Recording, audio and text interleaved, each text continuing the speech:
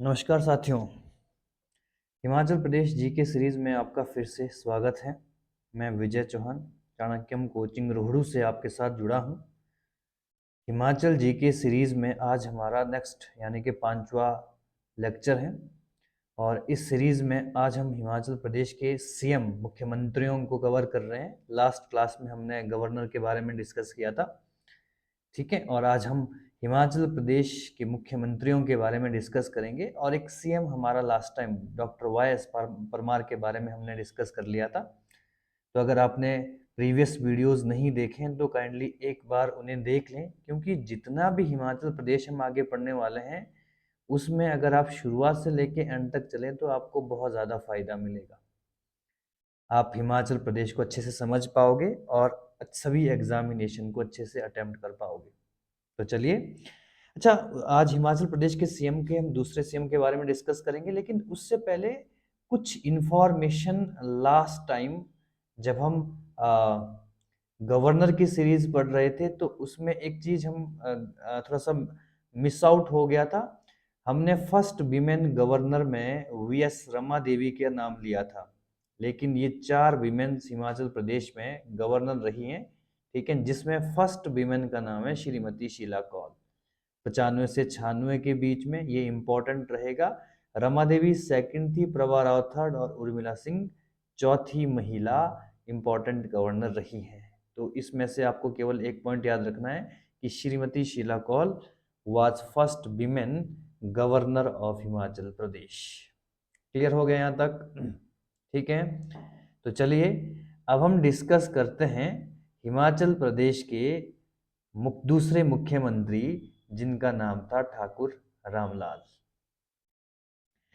ठाकुर रामलाल, जो कि अगर पूरा नाम इनका ठाकुर रामलाल है, 1929 में जन्म हुआ और 2002 में मृत्यु।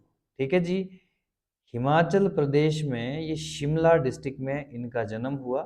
ये जुब्बल कोटखाई एक क्षेत्र पड़ता है शिमला डिस्ट्रिक्ट में। जो तो शिमला के वो तो बेटर तरीके से समझ पाते हैं, ठीक है, और जो लोग थोड़े बाहर से जुड़े हैं हमारे साथ उन्हें पता है जुब्बल एंड कोटखाई जो कॉन्स्टिट्यूएंसी है शिमला की, एक इम्पोर्टेंट कॉन्स्टिट्यूएंसी है। यहाँ से लगभग 9 बार एमएलए रहे थे ठाकुर रामलाल जी। इंडियन नेशनल कांग्रेस के कद्दावर नेता, प्रोफेशन पॉलिटिशियन के साथ साथ इनका एडवोकेट थे ये, ठीक है। इनके बारे में अगर हम चर्चा करें, जो चीज़ें लिखने वाली हूँ मैं बाद में लिखवा दूंगा आप लोगों से, वो आप स्क्रीनशॉट पे ले सकते हैं, लेकिन समझाने वाली चीज़ें इनके बारे में कुछ मैं कहना चाहूँगा। लास्ट टाइम हमने डिस्कस किया था 1977 में डॉक्टर वाई.एस. परमार ने इस्तीफा दे दिया। डॉक्टर वाई.एस. परमार ने रेजिग्नेशन दे दिया अपने पद से, ठीक है। उसका कारण भी मैंने आपको बताया था कि ठाकुर रामलाल जी, ठीक है, प्रधानमंत्री इंदिरा गांधी जी के पास पहुंचे और उन्होंने अगला अगला मुख्यमंत्री के रूप में अपना नाम सुजेस्ट किया। और उसके बाद 1977 में डॉक्टर वाई.एस. परमार ने इस्तीफा दिया और ठाकुर रामलाल जी हिमाचल प्रदेश के सेकंड सीएम बने। लेकिन इनका जो कार्यकाल था ये मात्र 3 महीने रहा, 3 मंथ्स का रहा 1977 में। ये पहला टेन्योर है इनका, ठीक है। 1977 से 1977 के बीच में लिखेंगे हम, ठीक है। उस समय क्या हुआ था, पूरे भारतवर्ष में 1975 से 70 तक इमरजेंसी लगी थी, ठीक है। और 1977 में जब लोकसभा के चुनाव हुए तो उस चुनाव में जनता पार्टी की विजय हुई। पहली बार संपूर्ण भारत में लोकसभा के चुनाव में कांग्रेस पार्टी की करारी हार हुई और उसका कारण था national emergency imposed by Indira Gandhi during the period of 1975 to 1977, ठीक। और उसके बाद 3 महीने के बाद ही जनता पार्टी का कार्यकाल शुरू हुआ और 1977 में हिमाचल प्रदेश में पहली बार article number 356 of Indian constitution, जिसको हम प्रेसिडेंट रूल कहते हैं या इसको हम स्टेट इमरजेंसी भी बोल सकते हैं या कॉन्स्टिट्यूशनल इमरजेंसी भी बोलते हैं, ठीक है। ये तीनों नाम एक हैं। जब कॉन्स्टिट्यूशनल फेलियर होता है, संवैधानिक विफलता होती है किसी राज्य में, तो राज्यपाल की सिफारिश पर राष्ट्रपति केंद्र के अधीन सारी पावर ले लेता है उस राज्य की, तो उसको कहते हैं प्रेसिडेंट रूल, स्टेट इमरजेंसी या कॉन्स्टिट्यूशनल इमरजेंसी। और हिमाचल प्रदेश में 1977 में ये इमरजेंसी को इम्पोज कर दिया गया। इमरजेंसी हटी, इमरजेंसी जो ये स्टेट इमरजेंसी है इसकी बात मैं कर रहा हूँ, अगर ये हटी उसके बाद इसका मेरे 3 इयर्स तक लग सकती है, लेकिन ज़रूरी नहीं है कि जब सेंटर कॉन्फिडेंट हो कि हम चुनाव करवा सकते हैं तो इलेक्शन भी करवा दिए जा सकते हैं। 1977 में हिमाचल प्रदेश में इलेक्शन कंडक्ट कर दिए गए और इस इलेक्शन में पहली बार जनता पार्टी एक इम्पोर्टेंट, इसकी फाउंडेशन 1977 में ही, ठीक है, किसने रखी थी? एक बहुत ही विख्यात व्यक्ति हुए, लीडर हुए इंडिया के, जिनको जयप्रकाश नारायण के नाम से जानते हैं, जेपी नारायण। उन्होंने इस पार्टी की नींव रखी थी 1977 में। इनिशियल जनसंघ के नाम से प्रसिद्ध हुई और इस वक्त जनता पार्टी, ठीक है जी। 1977 में जनता पार्टी के इम्पोर्टेंट व्यक्ति शांता कुमार जी हिमाचल प्रदेश के मुख्यमंत्री बने। शांता कुमार जी के बारे में हम आगे चर्चा करेंगे। शांता कुमार हिमाचल प्रदेश के थर्ड सीएम 1977 में बने और इन्होंने शानदार काम किया और ये मुख्यमंत्री रहे 3 साल, 1980 तक, 1980 तक ये हिमाचल प्रदेश के मुख्यमंत्री रहे। उस समय क्या हुआ, ठाकुर रामलाल जी एक बार फिर से सेंटर पहुंच गए। सेंटर में पहुंचे और उस समय दिल्ली में फिर से इंदिरा गांधी की सरकार आ चुकी थी, ठीक है। 1980 के चुनाव में इंदिरा गांधी की सरकार फिर वहां पर पहुंची और इन्होंने फिर से शांता कुमार गुट के ही 22 एमएलओ को अपने साथ मिला दिया, 22 एमएलए अपने साथ मिला दिए और 1980 में अपना बहुमत खड़ा कर दिया और हिमाचल प्रदेश में सेकंड टाइम मुख्यमंत्री बन गए ठाकुर रामलाल जी। 77 से 82 तक का ये टेन्योर था इनका, ठीक है। लेकिन शांता कुमार जी को, ठीक है, अपने ही लोगों के द्वारा धोखा देने के कारण 1980 में पद से इस्तीफा देना पड़ा और ठाकुर रामलाल जी 1980 में सेकंड टाइम हिमाचल प्रदेश के मुख्यमंत्री बने। जो आज के टाइम में आप ऐसा नहीं कर सकते हैं। 1985 में संविधान में एक 10th शेड्यूल यानी कि 10वीं अनुसूची शामिल हुई है राजीव गांधी जी के कार्यकाल में, ठीक है। उसमें एक लॉ इंक्लूड हुआ है जिसको हम एंटी डिफेक्शन लॉ या हिंदी में दल बदल कानून कहते हैं। दल बदल कानून कहते हैं, एंटी डिफेक्शन लॉ या दल बदल कानून। इस दल बदल कानून के तहत अब आप किसी भी पार्टी को समर्थन नहीं दे सकते। अगर आप कांग्रेस से जीते हैं और आप उसके बाद जीतने के बाद बीजेपी में चले जाएं तो ऐसा संभव नहीं है, आपकी सदस्यता समाप्त हो जाती है। जो 2022 के चुनाव में भी देखने को मिला कि कुछ कांग्रेस के नेता भारतीय जनता पार्टी में शामिल हुए और उसके बाद उनको बर्खास्त कर दिया गया। फिर उनकी सीट पर चुनाव हुए और उस चुनाव में वो मैक्सिमम जितने भी वो कांग्रेस के जितने भी कंटेंडर थे वो सब हार गए। तो ये सिचुएशन है यहाँ पर, ठीक है जी। तो 1980 में इस प्रकार का कोई कानून नहीं था, तो शांता कुमार जी ने 22 लोगों को इकट्ठा करके अपने साथ मिला दिया और हिमाचल प्रदेश में अपनी सरकार बना दी और ये सेकंड टेन्योर रहा ठाकुर रामलाल जी का, ठीक है जी। उसके बाद 1982 में चुनाव का समय आ गया, क्योंकि 77 से 5 साल कंप्लीट होने थे तो 1982 में चुनाव होना था। 1982 में फिर से चुनाव हुआ, ठाकुर रामलाल जी इस बार भी जीते, इस बार भी एमएलए बने जुब्बल कोटखाई कॉन्स्टिट्यूएंसी से, ठीक है। और इस बार वो 1983 एक साल के मुख्यमंत्री रहे 1980 तक। ये थर्ड टेन्योर है ठाकुर रामलाल जी का। इस समय क्या सिचुएशन हुई, क्या उनके पास कोई बहुमत खत्म हो गया? तो इस टेन्योर में उनके ऊपर कई प्रकार के चार्जेस लगे, कई प्रकार के चार्जेस लगे, जैसे कि एक टिम्बर घोटाला काफ़ी फेमस है हमारे लोकल एरिया में, जो कहा जाता है, जो कि जुब्बल कोटखाई रीजन के जो टिम्बर्स के पेड़ थे, जो लकड़ी काटी गई, बेचा गया, उसकी स्मगलिंग हुई, जिसमें ठाकुर रामलाल जी उनके बेटे का नाम शामिल हुआ, जिस कारण उन्होंने कुछ इस तरह से उन्होंने कुछ विवाद वाले कुछ टिप्पणियां की, जिस कारण सेंट्रल गवर्नमेंट ने उनको, ठीक है, केंद्र में राजीव गांधी सरकार ने उनको इस्तीफा देने को कहा और उन्होंने फिर रेजिग्नेशन दे दिया। ठीक, और रेजिग्नेशन देने के बाद आंध्र प्रदेश में वो गवर्नर अपॉइंट कर दिया गया, इनको राज्यपाल इनको वहां पर अपॉइंट कर दिया गया। एक नई उपलब्धि थी इनके लिए। लेकिन वहां पे भी कुछ इस तरह की बात कही जाती है, जब ये गवर्नर बने आंध्र प्रदेश के, तो वहां पर भी कहा गया कि वहां पर के जो मुख्यमंत्री थे वो छुट्टी पर चले गए, और राज्यपाल से उन्होंने, किसी राज्यपाल खुद थे वो, तो उन्होंने किसी दूसरे मुख्यमंत्री को वहां पर शपथ दिलवा दी। जब वो पुराने वाले मुख्यमंत्री वापस आए तो वहां पर काफी विरोध हुआ, उसके बाद राज्यपाल से भी इनका टर्मिनेशन हो गया। उसके बाद वापस हिमाचल प्रदेश आए, हिमाचल प्रदेश में तब तक जुब्बल कोटखाई सीट से राजा वीरभद्र सिंह जी को एमएलए बना दिया गया था। ठीक है, तो बहुत सी ऐसी कहानियां थी। उसके बाद हिमाचल प्रदेश में इनका कभी जिस तरह से एमएलए तो ये जीते रहे लगातार, वीरभद्र सिंह को इन्होंने अपनी कॉन्स्टिट्यूंसी से इलेक्शन हराया, लेकिन उसके बावजूद भी कांग्रेस में कभी इनका पद वापस नहीं स्पष्ट हो पाया। ठीक है, अलग पार्टी बनाई, 1998 में वही पार्टी इन्होंने वापस कांग्रेस में मिलाई, 2002 में इनकी मृत्यु हुई, और वर्तमान में जो हिमाचल प्रदेश के शिक्षा मंत्री हैं वो इनके पोते हैं। ठीक, तो चलिए, कहानियों के सफर में हम ज़्यादा डिस्कस नहीं करेंगे।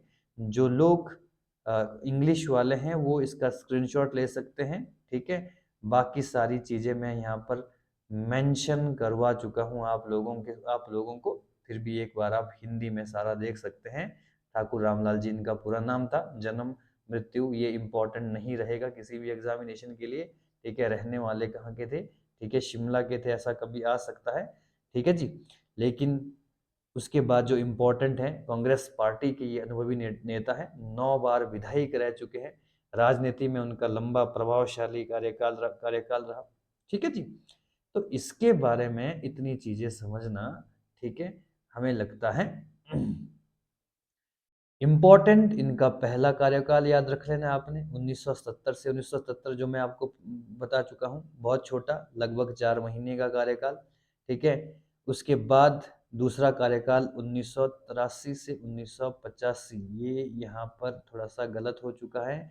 सेकंड टेन्योर इनका 1980 से लेकर 1982 के बीच में, ठीक है, 1982 के बीच में, और तीसरा कार्यकाल इनका 1982 से लेकर 1983 के बीच में थर्ड टेन्योर रहा। तो ये आप प्रॉपर तरीके से मेंशन, ठीक है, ये कर लेना note.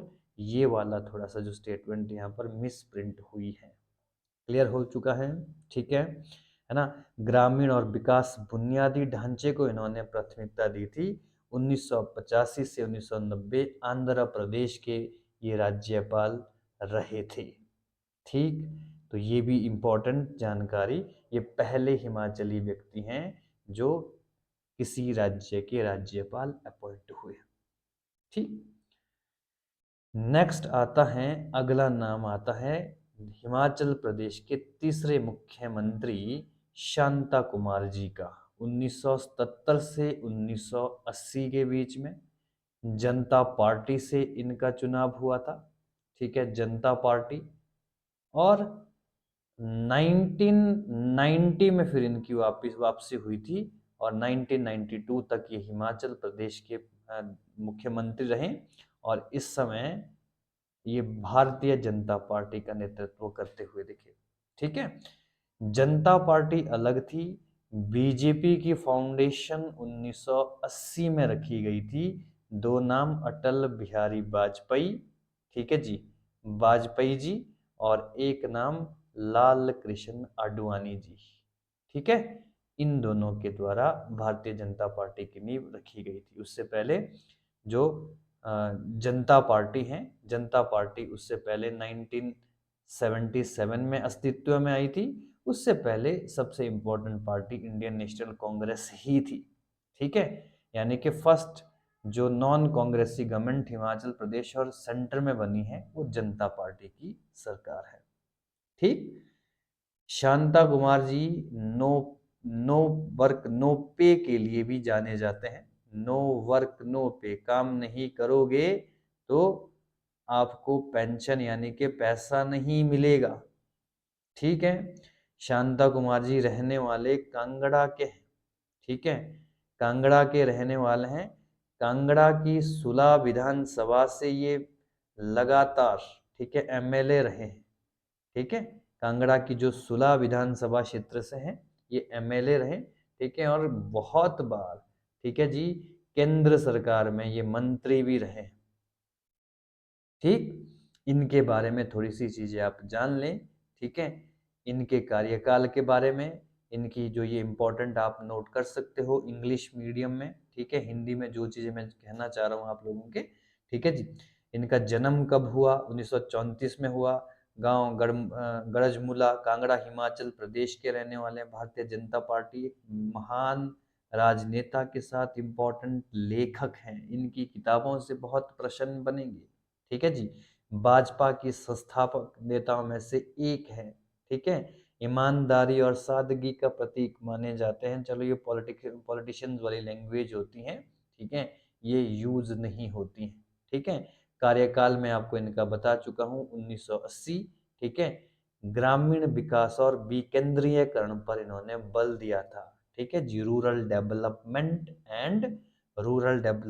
And centralisation, sorry decentralisation. ठीक, दूसरा टेन्योर 1992 तक रहा। अपने दोनों टेन्योर कंप्लीट नहीं कर पाए और 1992 में जैसे ही इनका टेन्योर खत्म होने वाला था या कार्यकाल पूरा होने से पहले ही हिमाचल प्रदेश में सेकंड टाइम प्रेसिडेंट रूल लग गया था। ठीक है, आर्टिकल 356 इम्पोज किया गया था, तो ये दूसरी बार था। ठीक, 1999 से 2000 सेंट्रल गवर्नमेंट में केंद्रीय खाद्य उपभोक्ता मामले, ठीक है, कंज्यूमर अफेयर्स, इनको दिया गया था। ठीक है जी, लोकसभा के भी और राज्यसभा के भी कई बार ये सांसद रह चुके हैं, मेंबर ऑफ पार्लियामेंट रह चुके हैं। ठीक, इनकी कुछ, इन्होंने अपनी लाइफ में महान लेखक हैं, तकरीबन 40 किताबें लिखी हैं, जिसमें से कुछ महत्वपूर्ण किताबें जो एग्जामिनेशन में पूछी गई हैं उसकी चर्चा मैं कर लेता हूँ। हिमालय पर लाल छाया बहुत इम्पोर्टेंट है। ठीक है, आपातकाल में जो हिमाचल में जन आंदोलन हुए उसके बारे में इन्होंने इस किताब में लिखा है। ठीक है, जन आंदोलन एक और इनकी महत्वपूर्ण किताब है। जन संघर्ष और सामाजिक आंदोलनों पर आधारित है। अब एग्जामिनेशन में, अच्छे एग्जामिनेशन में उसका कंटेंट्स पूछता है कि उसमें क्या लिखा गया है। राजनीति और धाम, ठीक है, Hind Swaraj and globalization, hunger free India, ठीक है, पंचवटी के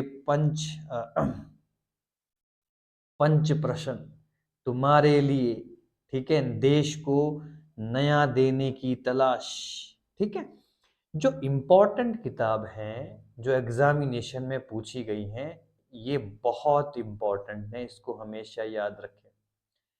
जन आंदोलन बहुत इम्पोर्टेंट है, इसको भी याद रखें। इसके साथ साथ मैं कुछ और लिख लेता हूँ, जैसे कि एक प्रसिद्ध किताब इन्होंने लिखी है, पहाड़ बेगाने नहीं होंगे। पहाड़ बेगाने नहीं होंगे। ठीक है, एक किताब लिखी है, राजनीति का षड्यंत्र, बहुत महत्वपूर्ण किताबें इन्होंने लिखी है। ठीक है जी, एक लिखी है, ओ मनमीत मेरे, ओ मनमीत मेरे। ठीक है, कुछ उपन्यास इनके, जैसे उपन्यास हैं लज्जो, ठीक है, मृग तृष्णा, मृग तृष्णा, ये भी एक इम्पॉर्टेंट किताब है इनकी, तो ये आप नोट करते हुए चले, ये ज्यादा इम्पोर्टेंट है। इस साइड जो मैं नोट करी है यहाँ से प्रश्न बने हैं। ठीक, क्लियर हो गया है? ठीक है जी, तो ये इम्पोर्टेंट बातें थी हिमाचल प्रदेश के तीसरे मुख्यमंत्री शांता कुमार जी के बारे में। अब आते हैं सबसे लंबे टेन्योर वाले हिमाचल प्रदेश के मुख्यमंत्री वीरभद्र सिंह। वीरभद्र सिंह 6 बार हिमाचल प्रदेश के मुख्यमंत्री रहे। आप इनका टेन्योर नोट कर सकते हैं 1983 से 1985। जब हिमाचल प्रदेश में ठाकुर रामलाल जी का इस्तीफा हुआ, उस समय सबसे पहली पसंद, ठीक है जी, कौल सिंह ठाकुर थे जो कि मंडी के रहने वाले हैं, और दूसरी पसंद वीरभद्र सिंह थे। ठीक है, तो केंद्र ने वीरभद्र सिंह के ऊपर ज्यादा दांव खेला और इन्हें हिमाचल प्रदेश का मुख्यमंत्री बनाया। और उसके बाद हिमाचल प्रदेश के मुख्यमंत्री अपने जीवन में 6 बार रहे। 21 वर्ष इन्होंने सीएम के रूप में हिमाचल प्रदेश की सेवा करी। ठीक, 1985 में चुनाव हुए, 1985 से 1990 सेकंड टेन्योर इनका रहा। ठीक है जी, 1990 के चुनाव हारे और 1992 जब प्रेसिडेंट रूल हटा, तो उसके बाद 1992 से लेके 1900, ठीक है जी, सो 1993 से लेकर 1998 हिमाचल प्रदेश के तीसरी बार मुख्यमंत्री रहे। चौथी बार जो मैजिक इलेक्शन हुए थे 1998 में भी ये हिमाचल प्रदेश के मुख्यमंत्री के रूप में अपॉइंट हुए थे। उस समय क्या हुआ था सिचुएशन, जो भारतीय जनता पार्टी थी उसको 31 सीटें प्राप्त हुई और यहाँ पर इंडियन नेशनल कांग्रेस को भी 31 सीटें प्राप्त हुई। ठीक है जी, और एक हिमाचल विकास कांग्रेस पार्टी थी, उसको 4 सीटें प्राप्त हुई थी, और ठाकुर कौल सिंह जो नाम मैं पहले ही बता चुका हूँ आपको, ठीक है, वो उनकी पार्टी थी। ठीक है जी, तो इस पार्टी ने, और साथ में 2 निर्दलीय भी थे। ठीक है, 2 निर्दलियों ने पहले इनको बहुमत दिया, कुछ समय तक इनकी सरकार बनी, लेकिन बाद में जब, सॉरी हाँ, 2 निर्दलियों ने पहले कांग्रेस को समर्थन दिया, तो कुछ महीनों तक हिमाचल प्रदेश में वीरभद्र सिंह जी की सरकार बनी, चौथी बार ये मुख्यमंत्री बने। लेकिन बहुत कुछ थोड़े समय के बाद ही इनको सेटबैक लगा, जब जब ये 4 जो हिमाचल विकास कांग्रेस के जो ये 4 मेंबर थे, ये बीजेपी में चले गए। ठीक है, तो उसके बाद ये हिमाचल प्रदेश के मुख्यमंत्री यहाँ पर प्रेम कुमार धूमल जी बनते हैं 98 से लेकर 2003 तक। फिर 2003 में इनकी पुनः वापसी हुई। ठीक है, 2007 तक हिमाचल प्रदेश के मुख्यमंत्री बने। 2007 में धूमल जी की वापसी होती है, और फिर 2012 से लेकर 2017 तक हिमाचल प्रदेश के 6ठी बार मुख्यमंत्री बनते हैं। तो ये इनका संपूर्ण कार्यकाल है। ठीक, इनके बारे में थोड़ी सी चीजें और जान लेते हैं। ठीक है, जो एग्जामिनेशन में पूछ सकते हैं। ठीक है, ऐसे तो यही इम्पोर्टेंट रहेगा। ठीक है जी, वीरभद्र सिंह, राजा वीरभद्र सिंह, ठीक है जी, राजा ऑफ बुशेर, ठीक है जी, जो कृष्ण वंशावली हैं, ठीक है, श्री कृष्ण की वंशावली हैं, उसमें 131वें राजा माने जाते हैं, 131वें राजा माने जाते हैं वीरभद्र सिंह। ठीक है जी, बुशेर रियासत की स्थापना कभी श्री कृष्ण के पुत्र, ठीक है, प्रद्युम्न ने करी थी। उसी की पीढ़ी के एक राजा, ठीक है, वीरभद्र सिंह हुए 131वें राजा। ठीक है, तो ये बुशेर के राजा थे। और इंडियन नेशनल कांग्रेस, ठीक है जी, स्टीफन कॉलेज दिल्ली यूनिवर्सिटी से पढ़ा इन्होंने, पॉलिटिकल साइंस में मास्टर्स किया। ठीक है, 1960 में इन्होंने कांग्रेस ज्वाइन करी, और 1962 में लोकसभा में इनका 1962 में लोकसभा के लिए अपॉइंट हो गए वीरभद्र सिंह। ठीक है जी, यूनियन मिनिस्टर रहे, मिनिस्ट्री ऑफ स्टील इन्होंने कई बार, ठीक है, केंद्र में मिनिस्ट्री ऑफ स्टील में कई बार इसके ऊपर इन्होंने कार्य किया। ठीक है जी, तो ये महत्वपूर्ण बातें हैं। क्लियर? ये इनके टेन्योर के बारे में मैं आपको पहले ही बता चुका हूं, आप इसको यहाँ से नोट कर सकते हैं। ठीक, नेक्स्ट सीएम आते हैं हिमाचल प्रदेश के प्रेम कुमार धूमल जी। ठीक है, प्रेम कुमार धूमल जी 1998 में पहली बार इन्होंने, ठीक है, हिमाचल प्रदेश की मुख्यमंत्री की भागदौड़ संभाली और 98 से पूरा 2003 तक ये हिमाचल प्रदेश के मुख्यमंत्री रहे। 2007 में, ठीक है, 2007 में एक बार कांग्रेस की सरकार आ गई थी, सॉरी 98 से लेकर 2003, 2003 से 2008 तक, उसके बाद वीरभद्र सिंह जी मुख्यमंत्री बने और उसके बाद फिर इनकी पुनः वापसी हुई। ठीक है, तो प्रेम कुमार धूमल भी हिमाचल प्रदेश के 2 बार मुख्यमंत्री बन चुके हैं। ठीक, इनके बारे में डिटेल में जो भी आप जानना चाहते हैं वो सब कुछ यहाँ पर मेंशन है, आप इसका स्क्रीनशॉट ले लीजिए। फिर भी एक बार मैं ज़रूर मेंशन कराऊंगा क्या क्या चीज़ें आपको पढ़नी चाहिए यहाँ से। ठीक है जी, 1944 में जन्म हुआ, समीरपुर गांव, ये हमीरपुर जिला हिमाचल प्रदेश में है।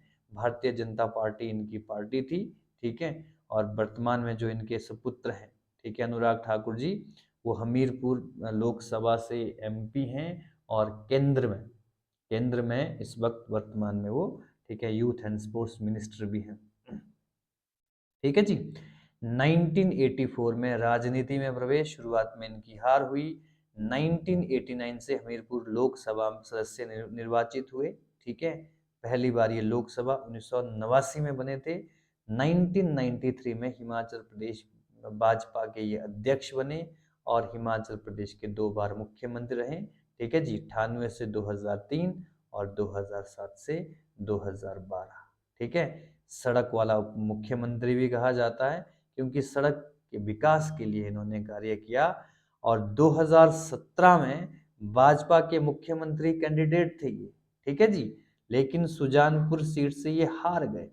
ठीक है, किसने हराया इनको? राजेंद्र सिंह राणा ने इनको डिफीट किया और उसके बाद ये हिमाचल प्रदेश के मुख्यमंत्री नहीं बन पाए। हालांकि कॉन्स्टिट्यूशन में ऐसा कोई प्रोविजन नहीं है कि हारा हुआ व्यक्ति मुख्यमंत्री नहीं बन सकता। ठीक है, 6 महीने के अंदर उसको सदस्यता ग्रहण करनी होती है, तो दूसरे उपचुनाव में वो जीत कर सदस्य बन सकता है। ठीक है, इनके जीवन की प्रमुख घटना 2008 में नैना देवी मंदिर में जो भगदड़ हुई थी, उसमें 146 लोग मारे गए थे। ठीक है, जिसके लिए इन्होंने मुआवजा प्रदान किया था। ये एक इम्पोर्टेंट बात है।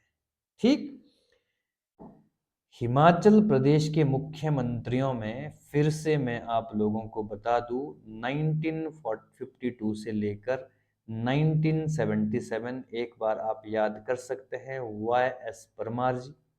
ठीक है जी, 1977 से लेकर 1977, ठीक है, रामलाल ठाकुर जी, ये हिमाचल प्रदेश के मुख्यमंत्री बने। और 1977 से लेकर 80 तक शांता कुमार जी हिमाचल प्रदेश के मुख्यमंत्री बने। आपको ऑर्डर याद रखना है। 80 से वापस 83 तक, ठीक है, रामलाल ठाकुर जी, ठीक है, हिमाचल प्रदेश के मुख्यमंत्री बने, 3 बार रहे हैं। और 83 से 90 तक, ठीक है जी, वीरभद्र सिंह जी रहे। ठीक है जी, वीरभद्र सिंह जी रहे। 90 से अगेन 92 तक शांता कुमार जी का कार्यकाल शुरू हुआ। और 92 से लेकर 93 से लेकर 98 तक अगेन वीरभद्र सिंह जी हिमाचल प्रदेश के मुख्यमंत्री बने। 98 से लेकर 2002 तक या 3 तक, सॉरी 2 तक हिमाचल प्रदेश के मुख्यमंत्री हैं प्रोफेसर प्रेम कुमार धूमल, जिनकी बात हमने करी, हमीरपुर के रहने वाले। और 2003 से लेकर वापस 2007 तक, 2002 से वापस वीरभद्र सिंह जी की वापसी होती है। उसके बाद लगातार इनका ही ऑर्डर चलता है। ठीक है, 7 से लेकर 12 प्रेम कुमार धूमल जी अगेन, और 12 से लेकर 17 तक वापस वीरभद्र सिंह जी। ठीक है, और यहाँ पर 2017 में फिर बदलाव हुआ। ठीक है जी, जयराम ठाकुर जी, जिसकी चर्चा हम आगे करेंगे। ठीक है, इनका कार्यकाल 2017 से 2022 तक रहा। ठीक है। और 2022 में जो वर्तमान मुख्यमंत्री हैं श्री सुखविंदर सिंह सुक्खू, ठीक है, हिमाचल प्रदेश के कौन से नंबर के मुख्यमंत्री हैं? एक हो गए हमारे, दो, तीन, चार, पाँच, ठीक है जी, छः, सेवेंथ, ठीक है, सातवें मुख्यमंत्री हैं हिमाचल प्रदेश के। तो ये सारी चीज़ें आपको नोट करने वाली हैं बच्चों, ठीक। अगर आपको प्रॉपर तरीके से ये लेक्चर चलते रहेंगे, मैं कोशिश कर रहा हूँ कि हर चीज़ आपको डिटेल में प्राप्त हो, ठीक है, इसलिए मैं थोड़ा सा गहराई से अध्ययन कर रहा हूँ। इसके बाद का जो हमारा लेक्चर होगा वो होगा लेजिस्लेटिव असेंबली के ऊपर, उनके जो पूर्व में उनके चुनाव हुए उसकी चर्चा करेंगे, ठीक है, प्रेजेंट स्टेटस देखेंगे और डिस्कस करेंगे 2022 के चुनाव की भी कुछ खास बातें, ठीक है, और वर्तमान काउंसिल ऑफ मिनिस्टर्स और लेजिस्लेटिव असेंबलीज के बारे में हम डिस्कस करेंगे। ये हमारा नेक्स्ट टॉपिक रहेगा जो कि आपको कल प्राप्त होगा, ठीक है जी। तो अगर आपको हमारी क्लासेस अच्छी लग रही हैं, आप हमारा चैनल ज़रूर सब्सक्राइब करें, हिमाचल प्रदेश की सीरीज़ में बने रहिए, ठीक है जी। बहुत बहुत धन्यवाद।